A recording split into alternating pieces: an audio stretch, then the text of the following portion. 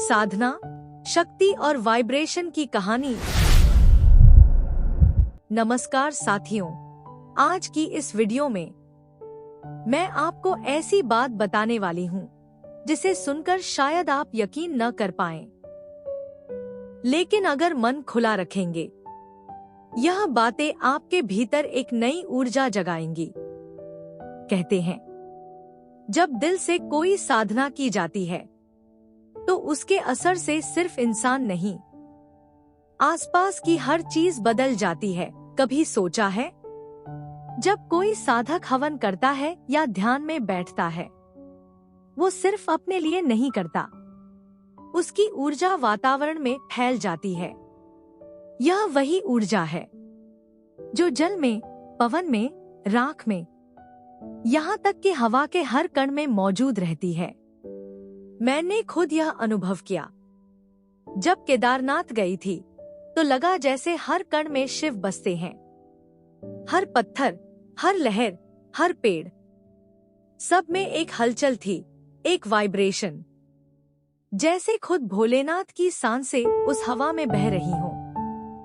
दुनिया में बहुत से लोग बाहर की शक्ति ढूंढते हैं, लेकिन सच्ची शक्ति तो हमारे भीतर रहती है। अगर तुम किसी धागे में भी आस्था से शक्ति भर दो, वो भी प्रभाव दिखाने लगता है।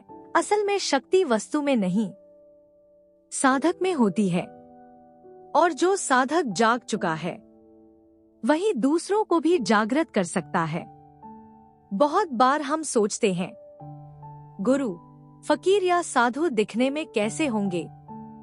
लंबी दाढ़ी, रुद्राक्ष या तपस्या में खोए हुए। पर सच्ची बात यह है, शक्ति तो दिल की सच्चाई में होती है, बाहर के रूप में नहीं। कभी कभी एक सिगरेट पीने वाला भी वह चेतना पा लेता है जो किसी महायोगी को भी मुश्किल से मिलती है। जब कोई जगह पवित्र हो जाती है, वो इसलिए नहीं कि वहां मंदिर बन गया, बल्कि इसलिए कि कोई सच्ची आत्मा वहां बैठी थी। ऐसे लोगों की उपस्थिति मात्र से भूमि पुष्पित हो जाती है। जहां वो बैठते हैं, वहां जीवन खिल उठता है और दुख मिटने लगते हैं। ध्यान में जब हम बैठते हैं तो शक्तियों का प्रवाह हमारे भीतर से शुरू होता है, मूलाधार से ऊपर की ओर।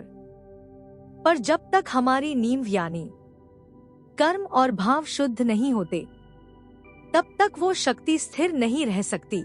फाउंडेशन मजबूत करने का मतलब अपने पुराने कर्मों को सुधारना, मन को साफ करना।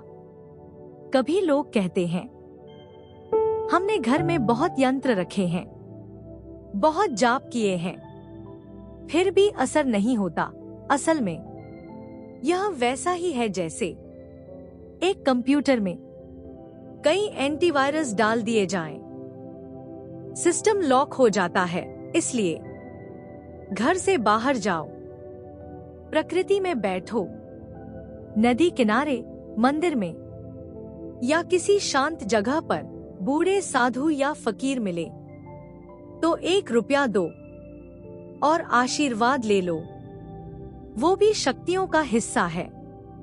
जब साधक जागृत होता है तो उसे किसी चीज से डरने की जरूरत नहीं होती, चाहे सपनों में अजीबोगरीब चीजें दिखें या शरीर में झटके लगे। डरना मत। डर शक्ति को कमजोर करता है, विश्वास सबसे बड़ी ढाल है और साधना का असली मूल भी। तो दोस्तों, याद रखिए, शक्ति बाहर नहीं, आपके भीतर है। भूत प्रेत, डर और संशय, इन सब से ऊपर है आत्मबल और श्रद्धा। अगर आपका दिल सच्चा है तो साधना का रास्ता खुद खुल जाएगा। और जब वाइब्रेशन भीतर उठती है तो पूरा ब्रह्मांड आपकी सहायता करने लगता है। अगर यह बातें आपके मन को छू गई तो लाइक करें, शेयर करें और चैनल को सब्सक्राइब जरूर करें। ताकि ऐसी और आध्यात्मिक यात्राओं में आप हमारे साथ बने रहें। जय भोलेनाथ। हर हर महादेव।